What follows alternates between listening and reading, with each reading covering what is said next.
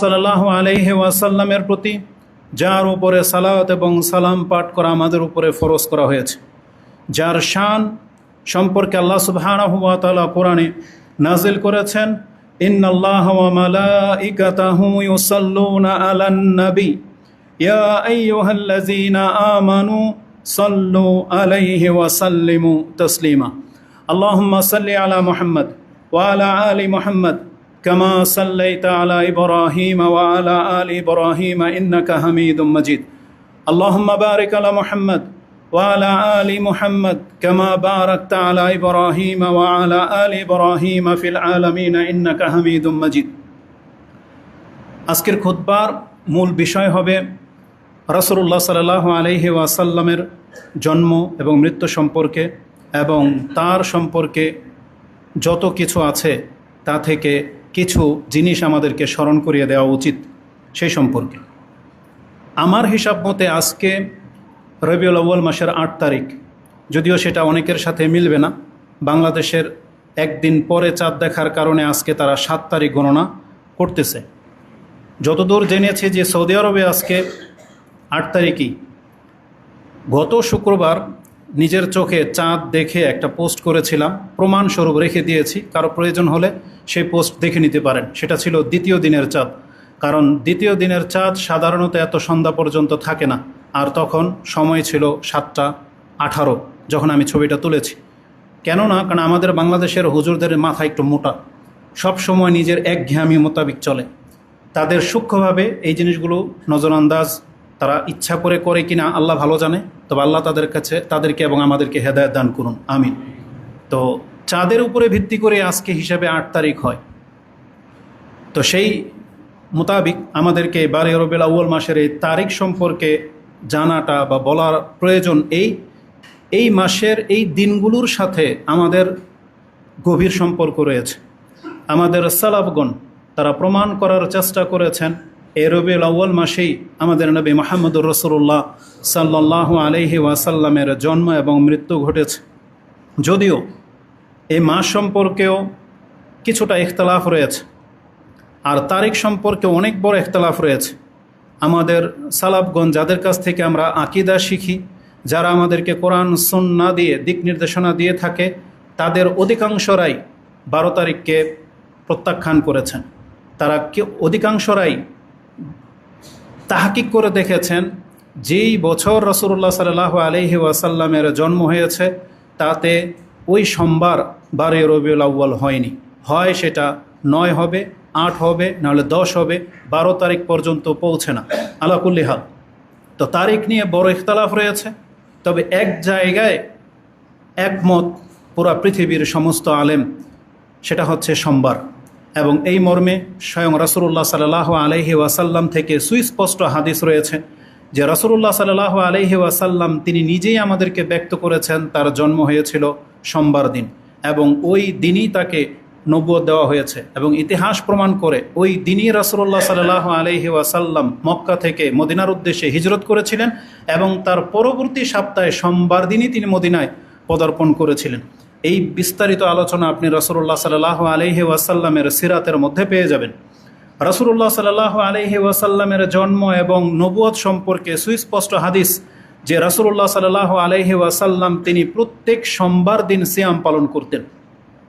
তাকে এই সিয়াম সম্পর্কে জিজ্ঞাসা করা হলে আনাবি কাতাদা আল আনসারি আন্না রাসূলুল্লাহ সাল্লাল্লাহু আলাইহি ওয়াসাল্লাম সুইলা আন সাওমিল ইসনাইন, তাকে সোমবার দিন সিয়াম রাখার বিষয় সম্পর্কে জানতে চাওয়া হলে ফাকালা ফিহে উলিদতু ওয়া ফিহে উনজিলা আলাইয়া, রাসূলুল্লাহ সাল্লাল্লাহু আলাইহি ওয়াসাল্লাম বলেছেন এই সোমবার দিনই আমি জন্মগ্রহণ করেছি এবং এই সোমবার দিনই আমার উপরে ওহী নাজিল করা হয়েছে।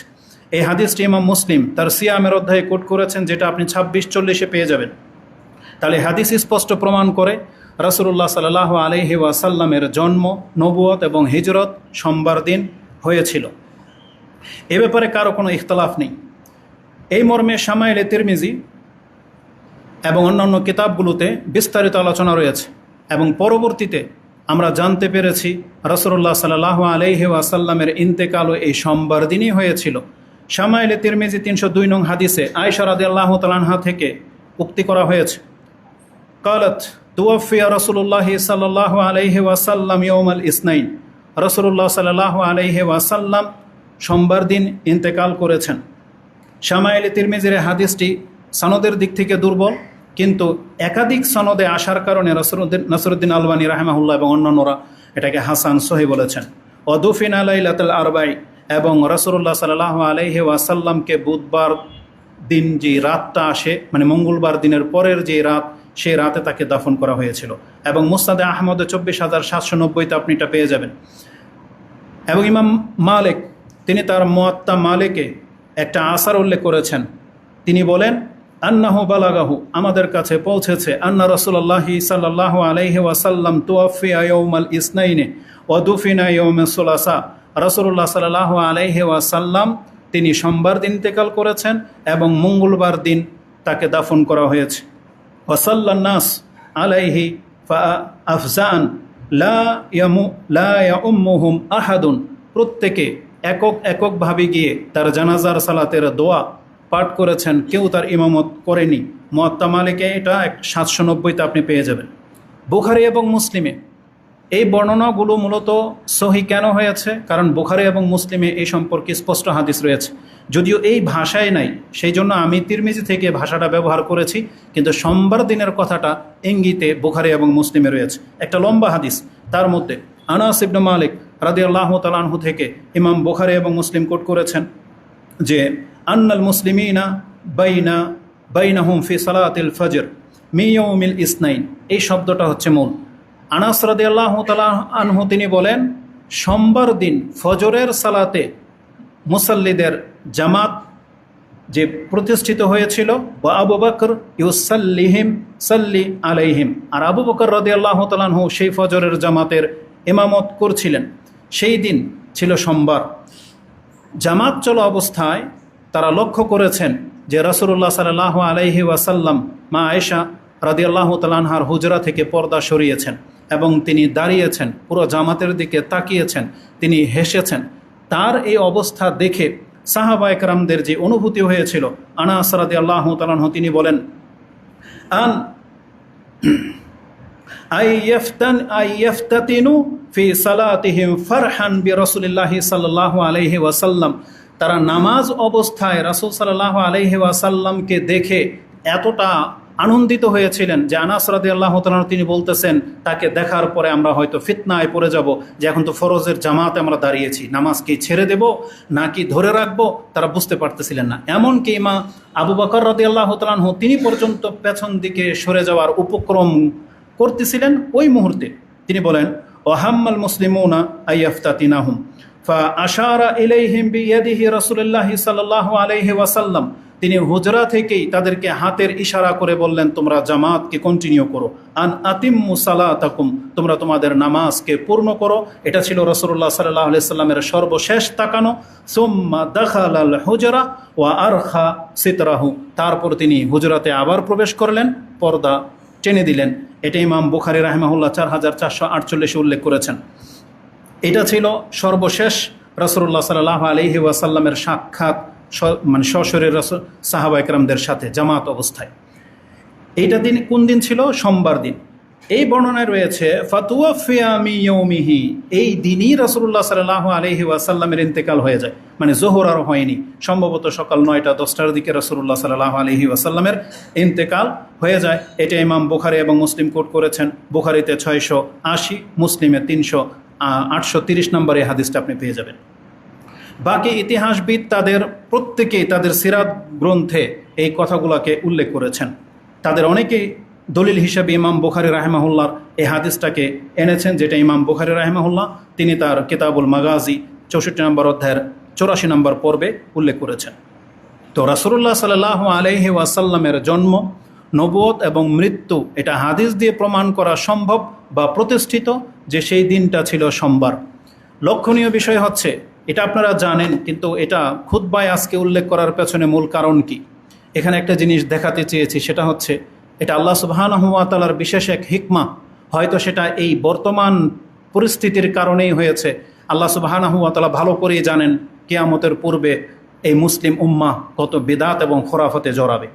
রাসূলুল্লাহ সাল্লাল্লাহু আলাইহি ওয়াসাল্লামের জন্ম এবং মৃত্যু চাইলে আল্লাহ পৃথক পৃথক দিনে ঘটাতে পারতেন, কিন্তু একই দিনে রাখা এটা আল্লাহ সুবহানাহু ওয়া তাআলার বিশেষ হিকমা। কারণ মানুষ যেন তার এই জন্ম এবং মৃত্যুর দিনকে নিয়ে বাড়াবাড়ি যেন করতে না পারে, এই জন্য আল্লাহ সুবহানাহু ওয়া তাআলা যেই দিন জন্ম সেই দিনই তার ইন্তেকাল ঘটিয়েছেন। মূলত আল্লাহ সুবহানাহু ওয়া তাআলা এটা চেয়েছেন যে এই দিনকে কেন্দ্র করে যেন আমরা কোনো বাড়াবাড়িতে লিপ্ত না হই। এখানে আশ্চর্যের একটা ব্যাপার হলো, হাদিসে স্পষ্ট সোমবার, তাতে মাসের কথা উল্লেখ নাই, তারিখের কথা উল্লেখ নাই, এবং আল্লাহ সুবহানাহু ওয়া তাআলা নিজেও মাস এবং তারিখকে গুরুত্ব দেননি। কেন? ওই হাদিসটা হচ্ছে মূল। রাসূল সাল্লাল্লাহু আলাইহি ওয়াসাল্লাম বলেছেন, সোমবার দিন আমি জন্মগ্রহণ করেছি এবং সোমবার দিন আমার উপরে ওহী নাজিল করা হয়েছে। রাসূলুল্লাহ সাল্লাল্লাহু আলাইহি ওয়াসাল্লামের উপরে যদি ওহী নাজিল করা ওই মাস উদ্দেশ্য হতো, তাহলে আল্লাহ সুবহানাহু ওয়া তাআলা 12 রবিউল আউয়াল বা রবিউল আউয়াল মাসের ওই সোমবার দিনই তারপরে ওহী নাজিল করতেন। কিন্তু আমাদেরকে কি জানানো হয়েছে? রাসূলুল্লাহ সাল্লাল্লাহু আলাইহি ওয়াসাল্লামের কাছে ওহী এসেছিল রবিউল আউয়াল মাসে না কোন মাসে? বলেন কোন মাসে? রমজান মাসে। রাসূলুল্লাহ সাল্লাল্লাহু আলাইহি ওয়াসাল্লামকে ওহী করা হয়েছিল কদরের রাতে, তাই না? আর কদরের রাত কি রবিউল আউয়াল মাসে? রমজান মাসে। তার মানে আমি বোঝাতে চেয়েছি, আল্লাহ মাসটাকে ভিন্ন করেছেন, তারিখটাও ভিন্ন, কিন্তু আল্লাহ দিনকে রেখেছেন সোমবার। আর এই সোমবার প্রত্যেক সপ্তাহে আসে। তার মানে রাসূলুল্লাহ সাল্লাল্লাহু আলাইহি ওয়াসাল্লাম নিজেও এই সোমবার দিনকে প্রাধান্য দিয়েছেন। যদি আপনাকে কোনো কিছু করতেই হয়, যদি রাসূলের প্রতি ভালোবাসা দেখাতে হয়, যদি আপনি সুন্নাহ মোতাবেক আমল করতে চান তার জন্ম এবং মৃত্যুকে কেন্দ্র করে, তাহলে আমাদের জন্য সুন্নাহ কি? সোমবার দিন সিয়াম রাখা। কিন্তু বেদাতীদের খোরাফত যারা, তাদের মধ্যে এই আলোচনা পাবেন না। তারা ওই বছরে একবার এটাকে জশ্নে জুলুসের নামকরণ করে, যেটাতে মজা লাগা আছে, যেটাতে তাদের পকেট ভারী হয়, যেটাতে তাদের পায়ে মানুষ সাজদা করে, তারা এই জন্য ওই জশ্নে জুলুসটাকে প্রতিষ্ঠিত করে রাখতে চেয়েছে। বরং রাসূলুল্লাহ সাল্লাল্লাহু আলাইহি ওয়াসাল্লামের জন্মদিনের নামকরণ করে তাদের হুজুরদের তারা পূজা করে। ওই গাড়িতে বসে ফুলের সাজসজ্জা করে সেখানে একজন হুজুরকে বসানো হয়। পৃথিবীর কোনো মানুষ কি ওই জায়গায় স্থান পাবে যেই জায়গাটা রাসূলুল্লাহ সাল্লাল্লাহু আলাইহি সাল্লামের? আপনি কাল্পনিক যত ঘটনাই ঘটেন না কেন, একটা কেক নিলেন, এই কেকটা কোনো না কোনো মানুষ কাটবে। তাহলে আপনি যেন তাকে রাসূলের মর্যাদায় উপনীত করলেন, যে রাসূলের হয়ে, সে নায়েবে রাসূল হয়ে কেক কেটে দিচ্ছে, সে নায়েবে রাসূল হয়ে ঘোড়ায় চড়ে আসতেছে, আর তাকে কেন্দ্র করে আপনারা উদযাপন করতেছেন। কারণ নেতার এগেনিস্টে নেতা সেই জায়গায় বসলেই কিন্তু মিছিল মিটিং হয়, আগে একজনকে রাখা হয়। তাহলে আপনি রাসূল সাল্লাল্লাহু আলাইহি সাল্লামের জায়গায় আপনি কাকে রাখলেন? তার কি শান, তার কি মর্যাদা হয়েছে যে সে এখানে বসতে পারে, সে এখানে প্রতিনিধিত্ব করতে পারে? এটা আপনার আকলের উপরে ছেড়ে দেওয়া হলো। কারণ মুহাম্মদুর রাসূলুল্লাহ সাল্লাল্লাহু আলাইহি ওয়াসাল্লামের এই জায়গাটাতে, যেখানে আবু বকর রাদিয়াল্লাহু তাআলা আনহু কোনোদিন দাঁড়ানোর সাহস করেনি, যেখানে ওমর রাদিয়াল্লাহু তাআলা আনহু দাঁড়ানোর সাহস করেনি, আমার যদি সুন্নাহ মোতাবেক না হতো আমি খুতবা নিচে দাঁড়িয়ে দিতাম। যেদিন থেকে জেনেছি এই জায়গাটাতে দাঁড়িয়ে খুতবা দিতেন ওমর রাদিয়াল্লাহু তাআলা আনহু, সেই দিন থেকে আমার পা কাঁপে। এখানে দাঁড়াতে গেলে কলিজাতে একটা কামড় দেয়। এর চাইতেও নিচের স্টেপ যদি থাকতো, আমরা তার চেয়েও নিচের স্টেপে দাঁড়ানোর যোগ্যতা রাখি না। কেন করেছেন এটা? ওমর রাদিয়াল্লাহু তাআলা আনহু তিনি এই স্টেপে দাঁড়াতেন না, কারণ এখানে দাঁড়াতেন আবু বকর রাদিয়াল্লাহু তাআলা আনহু। আবু বকর এখানে কেন দাঁড়াতেন? কারণ রাসূলুল্লাহ সাল্লাল্লাহু আলাইহি সাল্লাম দাঁড়াতেন এখানে। আপনারা সে হাদিস জানেন যে 3 স্টেপ উপরে রাসূল সাল্লাম যখন উঠেছেন, আবু বকর রাদিয়াল্লাহু তাআলা আনহু খুতবা চলা অবস্থায় সুন্নাহ আদায় করেছেন, তারপরেও সাহস করেনি 3 নম্বর স্টেপ পার হতে, তিনি 2 নম্বরে থেকেছেন। ওমর রাদিয়াল্লাহু তাআলা আনহু তার মর্যাদাকে খেয়াল রেখে তিনি দ্বিতীয়টাই দাঁড়াতে সাহস করেনি, তিনি নিচে দাঁড়িয়েছেন। কিন্তু সুন্নাহ মিম্বরে দাঁড়াতে হবে দিয়ে বিদায় আমরা দাঁড়াচ্ছি, কিন্তু এই জায়গাটা আমাদের না।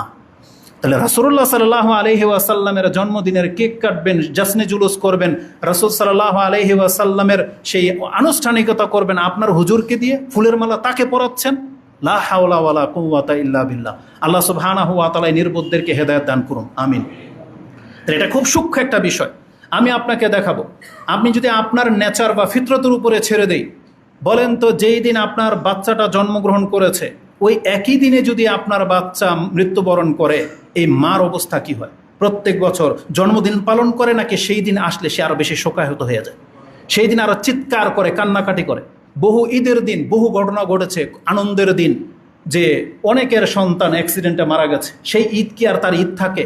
বরং এই ঈদ তার বেদনায় পরিণত হয়ে যায়, কারণ আল্লাহ তার কলিজার টুকরাটাকে সেই দিন যখন নিয়ে নেয়, তখন এটা কোনো মা আজ পর্যন্ত বলতে পারেনি, আর পারবেও না। আর মুহাম্মদুর রাসূলুল্লাহ সাল্লাল্লাহু আলাইহি ওয়াসাল্লাম হচ্ছে আমাদের জন্য রহমত স্বরূপ।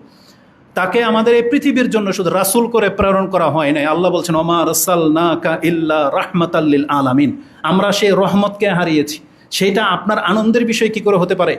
আরে নির্বুদ্ধিতারও একটা সীমারেখা থাকে, কিন্তু তারা তাদের আকল এবং বিবেকের কাছে এমনভাবে পরাস্ত হয়ে গেছে, আঙ্গুল দিয়ে দেখালেও দলিল প্রমাণও যার ফুকায় না, ও দাওয়া কাম না হয় না দোয়া, মানে দোয়াও কাম আসে না, দাওয়াও কাম হয় না। মানে এদের জন্য আমাদের দোয়াও কাজে আসতেছে না, আর কোরআন হাদিসের দলিলও এদের ব্যাপারে কোনো কাজে আসতেছে না। এরা এদের ওই গুমরাহ নেতাদের পেছনে এমনভাবে মত্ত হয়ে গেছে যে চোখ আঙ্গুল দিয়ে দেখালেও তারা সঠিক পথ খুঁজে পাচ্ছে না। আর সবচেয়ে আশ্চর্যের ব্যাপার হলো সোমবার, এটা রবিউল আউয়াল মাস না? গত সোমবার কয় তারিখ গিয়েছে? যদি আজকে ধরেন 1 তারিখ ধরি বা 2 তারিখে ধরি, তাহলে গত সোমবার গিয়েছে 2 অথবা 3। যারা তাফসীর কারগণ লিখেছেন ঠিক এইরকমই ওই বছর রবিউল আউয়াল মাসের সোমবার যেই দিন রাসূল সাল্লাল্লাহু আলাইহি ওয়াসাল্লামের ইন্তেকাল হয়েছিল সেটা ছিল 2 তারিখ। 12ই রবিউল আউয়াল হয় নাই, রবিউল আউয়াল মাসের সোমবারই ছিল কিন্তু 2 তারিখ। তারপরে আমরা যদি দ্বিতীয় সোমবারটাকে প্রাধান্য দিই, আপনারা সবাই জানেন, হাদিস মানেন যে রাসূল সাল্লাল্লাহু আলাইহি ওয়াসাল্লামের জন্ম এবং মৃত্যু ঘটেছিল কি বারে? সোমবারে, 12 রবিউল আউয়ালের সোমবারে। তাহলে এই সোমবার কি আমাদের কাছে আসে নাই? 1 সোমবার পার হয়ে গেছে এবং আগামী সোমবার আর 3 দিন পর। যেই দিনটা বাংলার তারিখ হিসেবে 10 তারিখ হয়, সৌদি আরবের তারিখ হিসেবে 11 তারিখ হয়, যদি আপনার পালন করতেই হইতো, স্পষ্ট সোমবার দিন থাকা সত্ত্বেও আপনি সেটা বুধবার দিন কিভাবে নিলেন? একটু আকল কি চিন্তা করে, যে অন্তত পক্ষে সোমবার দিন রাসূলুল্লাহ সাল্লাল্লাহু আলাইহি ওয়াসাল্লামের ইন্তেকাল হয়েছে, এটা স্পষ্ট। তাহলে রবিউল আউয়াল মাসের সোমবার তো আসতেছে আগামী 2 দিন পর, তাহলে সেটা আপনি 26 তারিখে কিভাবে নিয়ে গেলেন? আলহামদুলিল্লাহ, এটা একটা, আমরা মনে করি এটা একটা মানে আল্লাহ সুবহানাহু ওয়া তাআলার সূক্ষ্ম কৌশল। কারণ বেদাতিরা কোনোদিন হক পর্যন্ত পৌঁছতে পারে না। ইতিপূর্বে যেভাবে তাদের কাছে শবে বরাত এই বাংলার জমিনে বা এশিয়াতে প্রতিষ্ঠিত ছিল, আপনারা সাক্ষী যে 20 বছরে এই শবে বরাতের অস্তিত্ব পর্যন্ত হারিয়ে যাচ্ছে। ঠিক তেমনি এই জাসনে জুলুস, এটাও অস্তিত্ব হারিয়ে যাবে যতদিন পর্যন্ত হকপন্থীরা টিকে থাকবে। আর যখন হকপন্থীদের শূন্যতা দেখা দেবে, তখন এটা আবার মাথাচাড়া দিয়ে উঠবে। আর যতটুকু আমাদের সালাফগণ, যারা আমাদেরকে আকীদা শেখাচ্ছেন, যারা আমাদেরকে আল্লাহর সাথে পরিচয় করিয়ে দিচ্ছেন, যারা আমাদেরকে শিরিক বিদআত কুফরি থেকে বাঁচাচ্ছেন, তারা আমাদেরকে এটা জানাচ্ছেন যে মূলত এই মিলাদটা চালু করেছিল এক ইহুদি মুসলিম রূপধারী। সে মূলত ইহুদিদের বংশধরের মধ্যে ছিল। ফাতিমি নামে একটা ধর্ম চালু করে সে মুসলিমদেরকে বিভ্রান্ত করার জন্য এটা করেছে।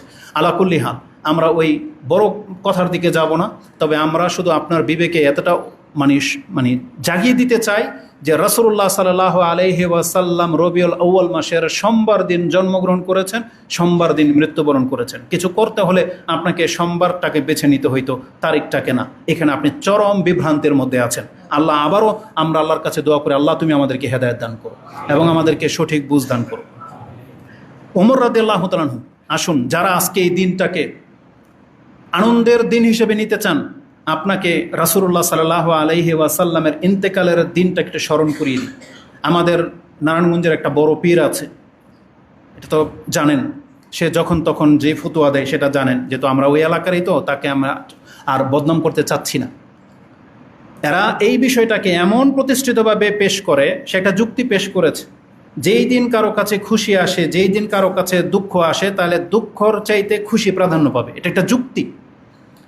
তাহলে এই ব্যক্তিকে আল্লাহ সুবহানাহু ওয়া তাআলা তার খুশির দিনে এমন একটা দুঃখে পতিত করুক, তখন দেখবো ওর যুক্তি ওর কাছে ঠিক থাকে কিনা। একটু আগেই বলেছি, যেই দিন আপনার বাচ্চা জন্মগ্রহণ করেছে, খুশির দিন তো, আর তারপরেই যদি মরে যায়, সেই খুশিকে আপনার খুশি থাকে? জীবনে দেখেছেন আজ পর্যন্ত পৃথিবীর কোনো মানুষ যে সেই দিন বার্থডে পালন করতে? এটা পৃথিবীর ইতিহাসে হয়নি। এই জন্য এই যুক্তি হচ্ছে বাতিল যুক্তি। আর সবচেয়ে বড় কথা হচ্ছে, মুহাম্মদুর রাসূলুল্লাহ সাল্লাল্লাহু আলাইহি ওয়াসাল্লামের হাতে গড়া যে সাহাবা একরামরা ছিল, তারা তার কাছ থেকে কি শিখেছে? এই যুক্তি শিখেছে যে দুঃখ আর সুখ একদিনে আসলে সুখটাকে প্রাধান্য দিতে হবে, এটা শিখেছে। আসুন আমি আপনাকে দেখাই, যেই দিন রাসূলুল্লাহ সাল্লাল্লাহু আলাইহি ওয়াসাল্লামের জন্ম, সেই দিন তার ইন্তেকাল হওয়ার কারণে সাহাবা একরামরা কোনটাকে প্রাধান্য দিয়েছেন। ওমর রাদিয়াল্লাহু তাআলা তার অবস্থা কি ছিল যেই দিন রাসূলুল্লাহ সাল্লাল্লাহু আলাইহি ওয়াসাল্লামের ইন্তেকাল হয়েছে? তিনি প্রকাশ্যে ওপেন ডিক্লেয়ার দিচ্ছেন, যে বলবে মান কালাম ইন্না মুহাম্মাদান কাদ মাত দরিবা উনুকা, যে বলবে মুহাম্মদ সাল্লাল্লাহু আলাইহি ওয়াসাল্লাম মৃত্যুবরণ করেছে, আমার তরবারি তার গর্দানে পড়ে যাবে। যখন আবু বকর রাদিয়াল্লাহু তাআলা আনহু দেখলেন যে সে এখন উন্মাদের মতো আচরণ করতেছে, এখন তাকে কোনো কিছু বলা যাবে না, সরাসরি তিনি আগে যাচাই করার জন্য রাসূলুল্লাহ সাল্লাল্লাহু আলাইহি ওয়াসাল্লাম হুজরাতে প্রবেশ করলেন, চাদর সরালেন, তার মুবারক চেহারার দিকে তাকালেন এবং লক্ষ্য করলেন নিঃসন্দেহে রাসূলুল্লাহ সাল্লাল্লাহু আলাইহি ওয়াসাল্লামের ইন্তেকাল হয়ে গেছে। তিনি তার কপালে চুমু খেলেন এবং চোখ দুটাকে বন্ধ করে দিয়ে বললেন, আপনার জন্য আল্লাহ যে মৃত্যু নির্ধারণ করে দিয়েছে সেই মৃত্যু এসে গেছে, দ্বিতীয়বার আর আপনার মৃত্যু হবে না। এটা বলে দিয়ে তিনি সরাসরি মসজিদে ঢুকে গেলেন। ওমর রাদিয়াল্লাহু তাআলা আনহু হইচে করছেন, তার কোনো কথার জবাব না দিয়ে ডাইরেক্ট তিনি মিম্বরে দাঁড়িয়ে গেলেন, আল্লাহর প্রশংসা করলেন, হামদ সানা পড়লেন এবং তিনি কোরআনের একটা আয়াত পড়লেন। তাদের ভদ্রতা দেখেন, যেখানে আল্লাহর কোরআনের আয়াত বিদ্যমান সেখানে নিজের কোনো ফুতোবাজি তারা করতেন না। তারা সরাসরি আবু বকর রাদিয়াল্লাহু তাআলা আনহু তিনি প্রথম এই আয়াতটা সবার সামনে তুলে ধরলেন, ওমা মুহাম্মাদুন ইল্লা রাসূলুন কাদ খালাত মিন ক্বাবলিহির রাসূল। এই মুহাম্মদ তো তোমাদের মাঝে একজন রাসূল হিসেবে এসেছেন, যেমন পূর্বে আরো বহু রাসূল অতীত হয়ে গেছেন। কাদ খালাত রাসূল। তারপর তিনি বলেছেন, আফা ইম্মাতা আও ইন কুতিলা, যদি এই মুহাম্মদ মারা যায় অথবা তাকে কেউ হত্যা করে দেয়। কেন আল্লাহ বলেছেন এটা? কারণ মানুষের জন্য এই দুইটাই শোভা পায়, হয় সে মরে যাবে অথবা কেউ তাকে কোনো না কারণে সে মরবে অথবা কেউ তাকে মারবে, যেমন বহু নবীদেরকে হত্যা করা হয়েছে। তাহলে মুহাম্মদ সাল্লাল্লাহু আলাইহি ওয়াসাল্লামকেও বহুবার চেষ্টা করা হয়েছে হত্যা করার, কিন্তু আল্লাহ তাকে এই পর্যন্ত নিয়ে আসবেন বিদায় তিনি বেঁচে গিয়েছেন। তো আল্লাহ এই জন্য বলেছেন, আফা ইম্মাতা, যদি তিনি মারা যান, আউইন আও কুতিলা, অথবা তাকে যদি কেউ হত্যা করে। তার মানে এটা মানুষের ক্ষেত্রে প্রযোজ্য, আল্লাহর জন্যে হত্যা নিদ্রা এগুলো আল্লাহ সুবহানাহু ওয়া তাআলার শানে যায় না।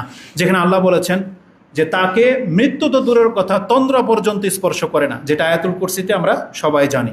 তার মানে সৃষ্টির জন্য হচ্ছে মৃত্যু। এই জন্য আল্লাহ সেই ভাষায় কোরআনের আয়াত নাজিল করেছেন। ইনকালাবতুম আলা আকাবিকুম, তাহলে কি তার মৃত্যুর পরে তোমরা যেই দিনের উপরে প্রতিষ্ঠিত আছো সেই দিন ছেড়ে দিয়ে মুখ ফিরিয়ে নিবে? আলা আকাবিকুম ওয়ামাই ইয়ানকালিব আলা আকিবাইহি, তোমরা জেনে রাখো যেই ব্যক্তি মুহাম্মদ সাল্লাল্লাহু আলাইহি সাল্লামের পরে তার দিন থেকে মুখ ফিরাবে, ফালা ইয়াদুরুল্লাহ শাইআ, সে আল্লাহর কোনো ক্ষতি করবে না, এতে আল্লাহর কোনো ক্ষতি হবে না, বরং সেই ব্যক্তির নিজের ক্ষতি হবে। ওয়াসায়াজিল্লাহু শাকিরিন, তবে যারা শুকরগুজার থাকবে খুব শীঘ্রই আল্লাহ তাদেরকে জাযা দিবেন। এই আয়াত সূরা আলে ইমরান 144-এ রয়েছে।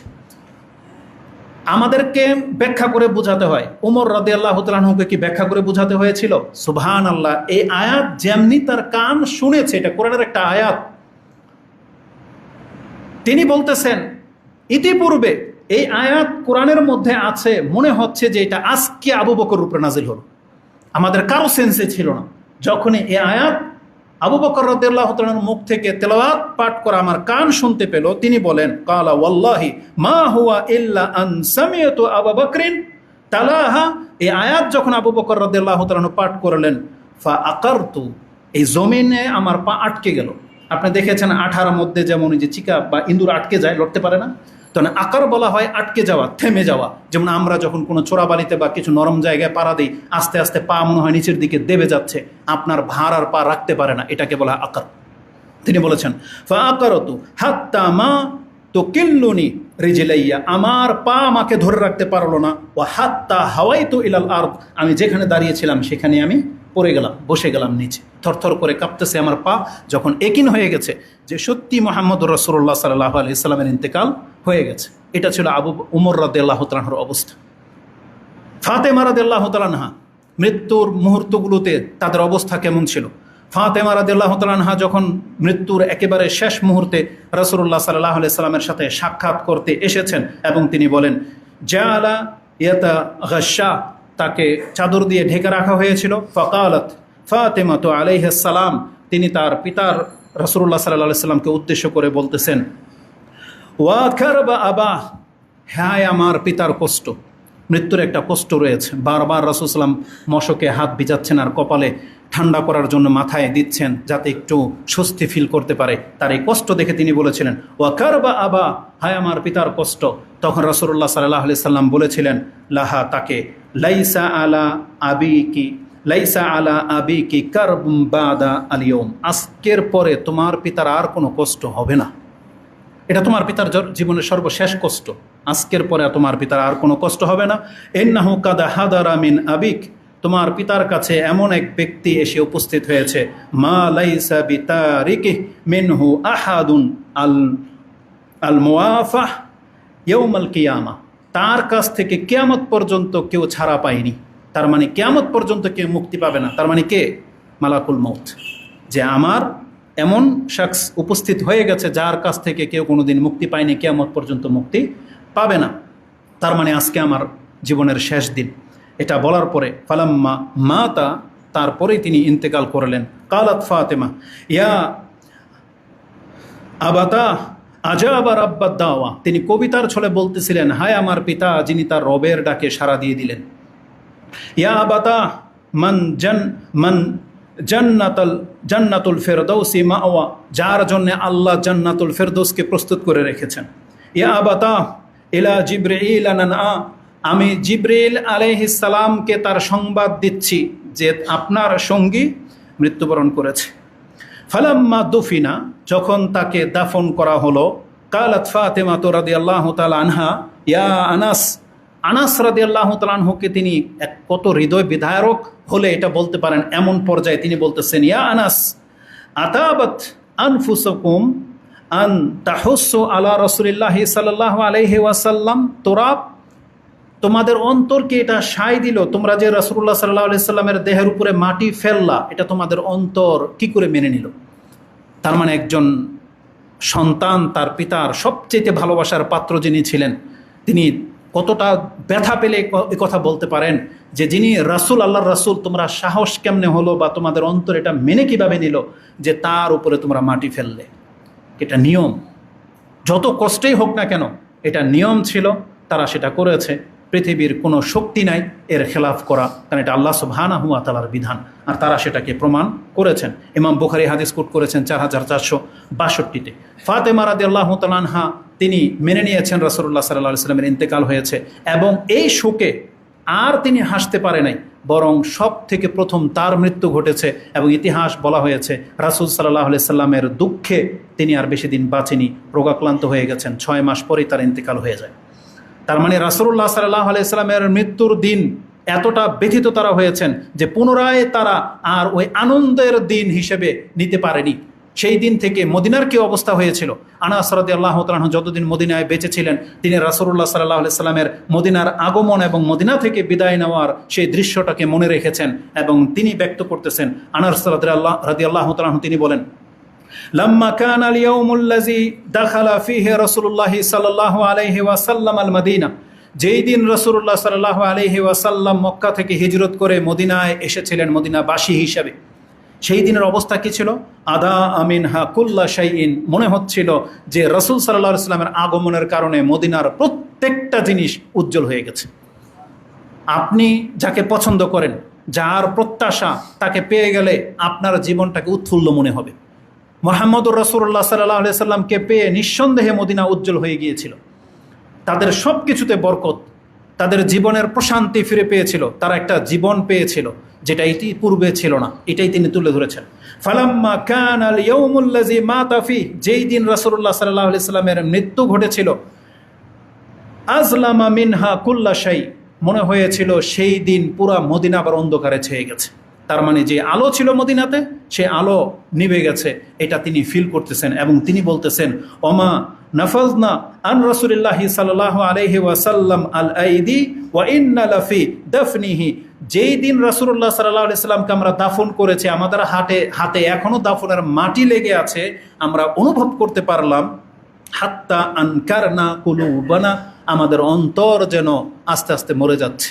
যেই ইমানের যে স্বাদ ছিল রাসূল সাল্লামের বেঁচে থাকা অবস্থায়, তার ইন্তেকালের পরের মুহূর্ত থেকেই মনে হচ্ছে যে আমরা ইমানের সেই স্বাদ হারিয়ে ফেলেছি বা হারিয়ে ফেলছি। আজ পর্যন্ত পৃথিবী সেই অধপতনের দিকে আসছে। তাহলে এটা ছিল রাসূলুল্লাহ সাল্লাল্লাহু আলাইহি ওয়াসাল্লামের ইন্তেকালের প্রভাব। কিয়ামত পর্যন্ত কোনো সাহাবী সেই দিনটাকে আর উদযাপনের দিন হিসেবে গ্রহণ করেনি। না হলে আপনার কাছে দলিল থাকলে আপনি প্রমাণ করেন যে কোন সাহাবী কবে রাসূলুল্লাহ সাল্লাল্লাহু আলাইহি সাল্লামের জন্মদিন পালন করেছে। সুবহানাল্লাহ। তাহলে রাসূলুল্লাহ সাল্লাল্লাহু আলাইহি ওয়াসাল্লামের সাহাবায়ে কেরামদের ঈমান আমলের সাথে যদি আমার আপনার ঈমান আমল না মিলে, তাহলে আমাদের নাজাতের পথ কি? যেখানে আল্লাহ সুবহানাহু ওয়া তাআলা রাসূলুল্লাহ সাল্লাল্লাহু আলাইহি ওয়াসাল্লামকে এবং তার সাহাবায়ে কেরামকে আমাদের জন্য মানদণ্ড করেছেন যে যদি আমাদের ঈমান আমল তাদের মতো না হয় তাহলে কোনোদিন আমরা হেদায়েতের পথ পাবো না। এই মর্মে সুস্পষ্ট কোরআনের আয়াত রয়েছে। সূরা বাকারা 2 নম্বর সূরা 137 নম্বর আয়াতে আপনি পেয়ে যাবেন আল্লাহ সুবহানাহু ওয়া তাআলা বলেছেন, ফাইন আমানু বিমিসলি মা আমানতুম বিহি ফাকাদ ইহতাদাউ ওয়া ইন তাওয়াল্লাউ ফাইন্নামা হুম ফি শিকাক ফাসায়াকফিকাহুমুল্লাহ ওয়া হুয়াস সামিউল আলিম। হে নবী, আপনি এবং আপনার এই টিম জামাত আজকে যেভাবে আমার প্রতি ঈমান আনলো, কিয়ামত পর্যন্ত যত মানুষ পৃথিবীতে আসবে তারা যদি আপনাদের মতন ঈমান আনতে পারে তাহলেই হেদায়েত পাবে। আর যদি তারা মুখ ফিরিয়ে নেয় তাহলে তারা হচ্ছে বিচ্ছিন্নবাদী। আপনার জন্য আপনার রবই যথেষ্ট, আর আল্লাহ সব কিছু শোনেন এবং দেখেন। তাহলে আল্লাহ সুবহানাহু ওয়া তাআলা স্পষ্টভাবে আমাদেরকে জানিয়ে দিয়েছেন সাহাবায়ে কেরামদের মানহাজের উপরে আমাদেরকে চলতে হবে। আপনার আমার বিবেক কোনো একটা প্রাধান্য পেয়ে গেলেই আপনি সেটা নিতে পারেন না। যতই মজা লাগা দলের সাথে আপনি মিশেন না কেন, তাদের এই জাসনে জুলুস দেখে আপনি প্রভাবিত হন না কেন, কিয়ামত পর্যন্ত আপনার এই হক হওয়ার প্রমাণ করতে পারবেন না। অতএব আমরা আল্লাহ সুবহানাহু ওয়া তাআলার কাছে এই সমস্ত গুমরাহি থেকে, এই সমস্ত খোরাফাত থেকে আশ্রয় চাচ্ছি। আল্লাহ তুমি আমাদেরকে হেফাজত করো। আকুলু লিকাউলি হাযা আস্তাগফিরুল্লাহ লি ওয়া লাকুম ওয়া লিসাইরিল মুসলিমিন ফাস্তাগফিরু ইন্নাহু হুয়াল গফুরুর রাহিম।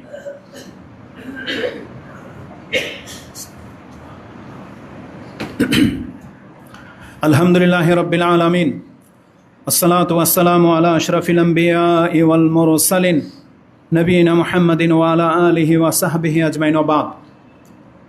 সত্যি বলতে আজকের খুতবায় আমি নিজেই স্যাটিসফাই না, মানে আমার অন্তরে প্রশান্তি নাই। কেন জানেন?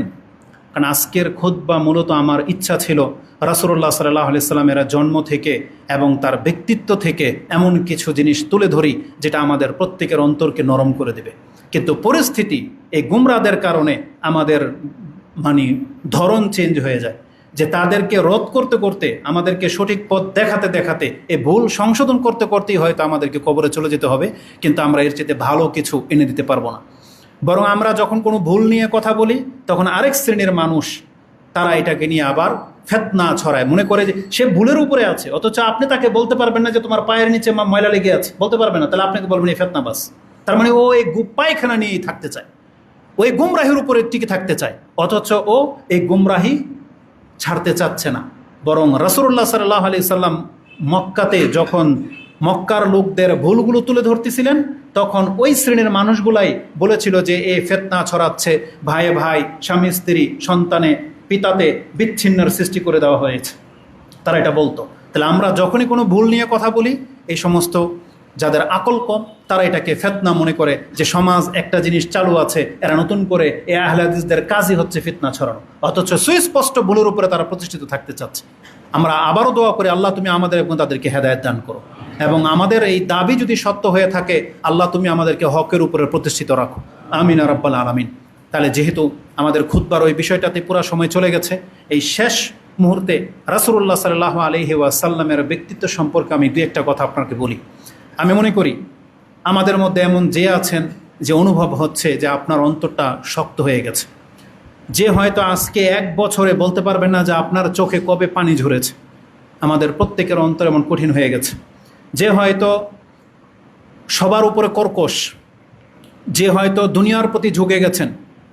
যদি আপনি চান এমন একটা বিষয়ে বলেন যেই বিষয়ে দুনিয়া থেকে আমার অন্তরটা একটু ফিরে যাবে, এমন একটা বিষয়ে বলেন যেই বিষয়ে আমার চোখে পানি ঝরবে, আমার অন্তর হালকা হয়ে যাবে, আমি একবারে নিজের মতো করে কান্না করতে পারবো, তাহলে আমি বলবো আপনি আজকে গিয়ে রাসূলুল্লাহ সাল্লাল্লাহু আলাইহি সাল্লামের জীবনীটা একবার হাত দিবেন এবং তার জীবনের যে কোনো দিক থেকে, যে কোনো অ্যাঙ্গেল থেকে আপনি পড়েন।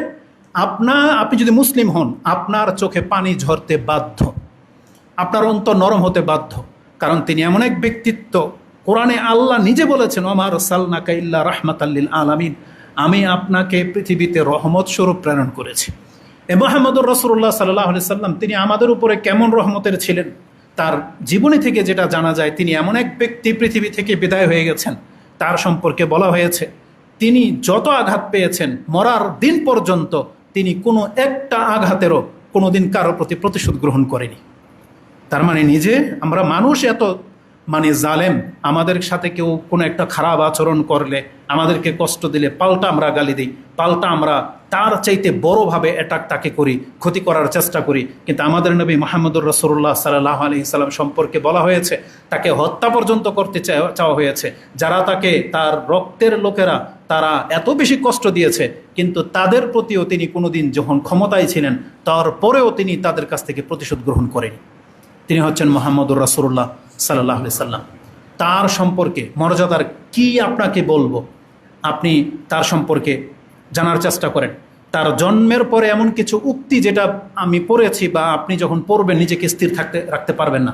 যখন তার জন্ম হয়েছে অনেকই বাড়তি, অনেক ঘাটতি, বহু কিছুই লেখা হয়েছে, কিন্তু যেগুলোতে পজিটিভ দিক আমি আপনাদেরকে বলতে পারি। তার জন্মের পর তার নাম রেখেছিলেন তার দাদা কাবা ঘরের ভিতরে, তার নাম রেখেছিলেন মোহাম্মদ, যেই নামের মক্কাতে কোনো প্রচলন ছিল না। তিনি প্রত্যেক গোত্রের মানুষদেরকে দাওয়াত করে আকিকা করে খাইয়েছেন, এটা তার লেখা হয়েছে ইতিহাস। তার দাদাকে যখন জিজ্ঞাসা করা হয়েছে আপনি এই নাম কেন রাখলেন, মোহাম্মদ মানে কি, যে নামের অর্থ হচ্ছে প্রশংসিত, এই নাম কেন রাখলেন? তখন তার দাদা নাকি কথা বলেছিল, আমি আল্লাহর কসম করে বলতেছি, আমি চাই আমার এই সন্তান পুরো পৃথিবীর মধ্যে সম্মানিত ব্যক্তি হবে। আর আল্লাহ তো জানেন যে কাকে জন্ম দিয়েছেন, তারা হয়তো চিনে না যে কার জন্ম তাদের বংশে ঘরে হয়েছে, কিন্তু তার অন্তর থেকে এটা তার দোয়া ছিল যে তিনি বলেছেন যে আমি মোহাম্মদ রাখলাম এই জন্য যে আমি চাই আমার এই সন্তান পুরা পৃথিবীর মধ্যে সম্মানিত হবে। এটা হচ্ছে মুহাম্মদুর রাসূলুল্লাহ সাল্লাল্লাহু আলাইহি সাল্লাম। আর আল্লাহ কোরআনে তাকে মোহাম্মদ বলে, এবং আহমদ, তার আরেকটি নাম রয়েছে আহমদ, সেই সম্পর্কেও আমরা জানি যে আহমদ আর মোহাম্মদ একই ধাতু থেকে এসেছে, এবং এটার মানে হচ্ছে অনেক বেশি সম্মানিত এবং প্রশংসিত। তার দাদার আরেকটি ঘটনা সেখানে আপনি পাবেন তার তাফসিরের মধ্যে, কাবা ঘরের একটা জায়গার মধ্যে একটা খাস স্থান ছিল, বসার জায়গা, গদি, যেখানে শুধুমাত্র আব্দুল মুত্তালিবের জন্য প্রতিষ্ঠিত ছিল, সে কাবার খাদেম হিসেবে। সেখানে কারো বসার অনুমতি ছিল না। কিন্তু মুহাম্মদুর রাসূলুল্লাহ সাল্লাল্লাহু আলাইহি সাল্লাম, তার বয়স মাত্র 7 থেকে 8, তিনি ঘুরে ঘুরে তার দাদার অনুপস্থিতিতে বা তার সামনে সেই গদিতে এসে বসতেন। তার চাচারা নিচে বসা থাকতো এবং তারা সেখান থেকে এটাকে মানে আদবের খেলাফ মনে করত এবং সম্মানহানি মনে করত, তাকে ইশারা করে উঠতে বসতো। কিন্তু তার দাদা আব্দুল মুত্তালিব তিনি বলতেছেন, আমার এই সন্তানকে তোমরা ছেড়ে দাও, একে তোমরা কিছু বলবা না, কারণ ওয়াল্লাহি আমি আল্লাহর কসম করে বলতেছি এর মধ্যে আমি ব্যতিক্রম কিছু দেখতে পাই। তার দাদা বলতেছেন যে আমি এর মধ্যে ব্যতিক্রম কিছু দেখতে পাই যেটা অন্যদের মধ্যে নাই। তাহলে মুহাম্মদুর রাসূলুল্লাহ সাল্লাল্লাহু আলাইহি ওয়াসাল্লাম তিনি তার শুরু থেকেই পুরা পৃথিবীর জাতির কাছে আল্লাহ সুবহানাহু ওয়া তাআলা সেটাকে তুলে ধরতে চেয়েছিলেন যে এই ছেলে এটা কোনো সাধারণ ছেলে না। তার আখলাকের মধ্যে ছোট থেকে আল্লাহ সুবহানাহু ওয়া তাআলা যে ফিতরতের উপরে তাকে বড় করেছেন, তার মর্যাদা সম্পর্কে কোরআনের একটা বাক্য যথেষ্ট। পৃথিবীর এমন কোনো ব্যক্তির চরিত্র সম্পর্কে আল্লাহ সুবহানাহু ওয়া তাআলা সার্টিফাই করেন নাই, কিন্তু মুহাম্মদুর রাসূলুল্লাহ সাল্লাল্লাহু আলাইহি সাল্লামের ব্যক্তিত্ব সম্পর্কে বলেছেন, ওয়া ইন্নাকা লাআলা খুলুকিন আযীম, নিঃসন্দেহে হে নবী আপনি মহান চরিত্রের অধিকারী। আল্লাহ সুবহানাহু ওয়া তাআলা কোরআনে সেটা উল্লেখ করেছেন। যদি আমরা বলতাম বিনা বাড়াবাড়িতে হতো, কিন্তু তারপরে এটা আল্লাহ সুবহানাহু ওয়া তাআলা নিজে আমাদেরকে জানিয়েছেন যে নিঃসন্দেহে আপনি মহান চরিত্রের অধিকারী। তার মর্যাদা কি? তিনি হচ্ছেন সর্বশ্রেষ্ঠ রাসূল। তার মর্যাদা কি? আল্লাহ তাকে খলিল হিসেবে গ্রহণ করেছেন। তার মর্যাদা সর্বশ্রেষ্ঠ কিতাব তার উপরে নাজিল করা হয়েছে। তার মর্যাদা হলো শুধু আল্লাহকে মেনে নিলে যথেষ্ট হবে না, মুহাম্মদ সাল্লাল্লাহু আলাইহি ওয়াসাল্লামকে রাসূল হিসেবে যদি কোনো ব্যক্তি স্বীকৃতি না দেয় তাহলে তার নাজাত পাওয়া মুশকিল আছে।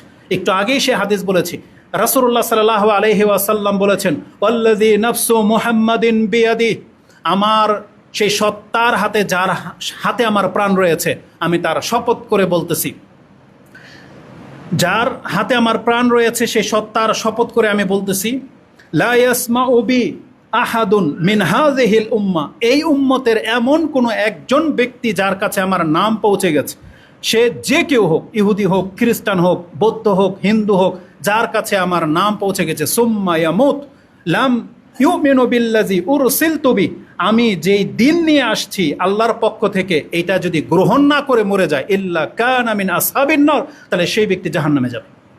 সে সব কিছু মেনে নেয়, কিন্তু মুহাম্মদুর রাসূলুল্লাহ সাল্লাল্লাহু আলাইহি ওয়াসাল্লামকে সর্বশেষ রাসূল, সর্বশ্রেষ্ঠ রাসূল এবং সর্বশেষ নবী হিসেবে যদি কেউ স্বীকৃতি না দেয়, তাহলে এই ব্যক্তির নাজাত নাই। এটা হচ্ছে তার মর্যাদা। রাসূলুল্লাহ সাল্লাল্লাহু আলাইহি ওয়াসাল্লামের মর্যাদা দুনিয়াতেই আল্লাহ সুবহানাহু ওয়া তাআলা তার আগের পরের সমস্ত পাপ, গুনাহ, ত্রুটি, ভুল আল্লাহ সুবহানাহু ওয়া তাআলা কোরআনে ঘোষিত দ্বারা ক্ষমা করে দিয়েছেন। বিচারের মাঠ লাগবে না, দুনিয়াতে আল্লাহ তাকে ডিক্লেয়ার দিয়ে দিয়েছেন। দুনিয়া থাকতে আল্লাহ তাকে জান্নাত জাহান্নাম দেখিয়েছেন, দুনিয়ায় থাকতে আল্লাহ তাকে 7 আসমানের উপর পর্যন্ত নিয়ে গেছেন। এটা হচ্ছে মুহাম্মদুর রাসূলুল্লাহ সাল্লাল্লাহু আলাইহি সাল্লাম। বিচারের মাঠে তাকে সমস্ত মানুষের সর্দার করা হবে, তাকে মাকামে মাহমুদ দেওয়া হবে, এবং বিচার কাজ ততক্ষণ পর্যন্ত আল্লাহ শুরু করবে না যতক্ষণ পর্যন্ত মুহাম্মদুর রাসূলুল্লাহ সাল্লাল্লাহু আলাইহি সাল্লাম আল্লাহর কাছে ফরিয়াদ করবেন, আল্লাহ আপনি বিচার শুরু করেন। তার সুপারিশের মাধ্যমে বিচার কাজ শুরু হবে, তার সুপারিশের মাধ্যমে অসংখ্য মুসলিমকে জাহান্নাম থেকে মুক্ত করা হবে।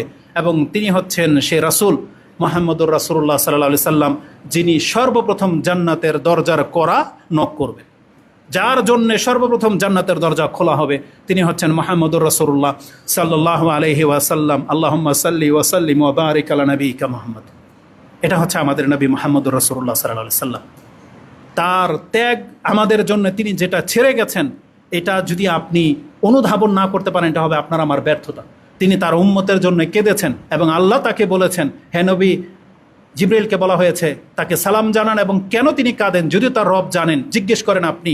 তিনি বলেছেন, উম্মতি উম্মতি, আমার উম্মতের জন্য আমার কষ্ট হচ্ছে। আল্লাহ সুবহানাহু ওয়া তাআলা বলে দিয়েছেন, আপনি বলে দেন আমি তার উম্মতের ক্ষেত্রে তাকে নিরাশ করব না, তাকে সন্তুষ্ট করে দেব। তিনি হচ্ছেন মুহাম্মদুর রাসূলুল্লাহ সাল্লাল্লাহু আলাইহি ওয়াসাল্লাম। আল্লাহুম্মা সাল্লি ওয়া সাল্লিম ওয়া বারিক আলা নবিয়িকা মুহাম্মদ। আল্লাহ তুমি আমাদেরকে তার উম্মত করে সন্তুষ্ট করে এবং আমাদেরকে তুমি অনেক বেশি সম্মানিত করেছো, আমরা তোমার প্রশংসা করি, আলহামদুলিল্লাহ। আল্লাহ মরার আগ পর্যন্ত আমাদেরকে উম্মতে মুহাম্মাদের উপরে প্রতিষ্ঠিত রাখো। কিয়ামতের মাঠে আমাদের নবী মুহাম্মদুর রাসূলুল্লাহ সাল্লাল্লাহু আলাইহি ওয়াসাল্লাম এবং সাহাবায়ে কেরামদের টিমের সাথে আমাদেরকে সাক্ষাৎ করার তৌফিক দান করো। পুলসিরাতে যেখানে রাসূলুল্লাহ সাল্লাল্লাহু আলাইহি ওয়াসাল্লাম অপেক্ষমান থাকবেন, সেখানে তার সাথে সাক্ষাৎ হওয়া আমাদের জন্য ফরজ করে দাও। আমিন ইয়া রাব্বাল আলামিন। তার শাফাতের অন্তর্ভুক্ত আমাদেরকে করো, এবং যতদিন আল্লাহ পৃথিবীতে আমরা বেঁচে আছি, বেঁচে থাকবো, তার সুন্নাহর উপরে প্রতিষ্ঠিত যেন আমরা থাকতে পারি, আল্লাহ তুমি আমাদেরকে কবুল করো। আমিন ইয়া রাব্বাল আলামিন। আল্লাহ আমাদের মধ্যে যারা অসুস্থ আছে, আল্লাহ তাদেরকে তুমি সুস্থতা দান করো। আমাদের মধ্যে যারা গুমরাহিতে আছে, দ্বিধাদ্বন্দ্বে আছে, আল্লাহ তাদের অন্তরকে তুমি স্থিরতা দান করো। আল্লাহ তুমি আমাদের মধ্যে যারা অভাবে আছে, কষ্টে আছে, আল্লাহ তাদেরকে তুমি সচ্ছলতা দান করো। যাদের সন্তানের প্রয়োজন, আল্লাহ তুমি তাদেরকে সন্তান দান করো। যাদের রিজিকের প্রয়োজন, আল্লাহ তুমি তাদের জন্য উত্তম হালাল রিজিকের ব্যবস্থা করে দাও। আমাদের এই মসজিদের একজন খাদেম আখতারুজ্জামান ফকির, তিনি অসুস্থ, দোয়া চেয়েছেন, আল্লাহ যেন তাকেও শিফা দান করে, এবং যাদের ঘরে অসুস্থ ব্যক্তিরা আছে, আল্লাহ যেন তাদেরকে শিফা দান করে, এবং যাদের ঘরে নতুন মেহমান আসবে, যারা প্রেগনেন্ট হয়ে আছেন, আল্লাহ এমন প্রত্যেক মহিলাকে সুস্থ সন্তান দান করুন, এবং সহজভাবে আল্লাহ যেন তাদেরকে এই সন্তান লাভ করার তৌফিক দান করে। আল্লাহ যেন তাদের প্রত্যেককে পূর্ণাঙ্গ সন্তান দান করে। আল্লাহ যেন তাদের প্রত্যেককে সৌভাগ্যবান সন্তান দান করে, এবং আমরা যারা সন্তান প্রাপ্ত হয়েছি, আমরা যেন শুকরগুজার বান্দা হতে পারি। আল্লাহ তুমি আমাদের এবং আমাদের সন্তানদেরকে কবুল করো। আমিন ইয়া রাব্বাল আলামিন। ইবাদাল্লাহ রাহমাকুমুল্লাহ, ইন্নাল্লাহা ইয়ামুরুকুম বিল আদলি ওয়াল ইহসান ওয়া ইতাই যিল কুরবা ওয়া ইয়ানহা আনিল ফাহশাই ওয়াল মুনকারি ওয়াল বাগি ইয়াইযুকুম লাআল্লাকুম তাযাক্কারুন। উযকুরুল্লাহা ইয়াযকুরুকুম ওয়া লাযিকরুল্লাহি আকবার। আল্লাহু ইয়ালামু মা তাসনাউন। আসসালামু আলাইকুম ওয়া রাহমাতুল্লাহি ওয়া বারাকাতুহু। সালাফি.9 রাসূলের কথা বলে।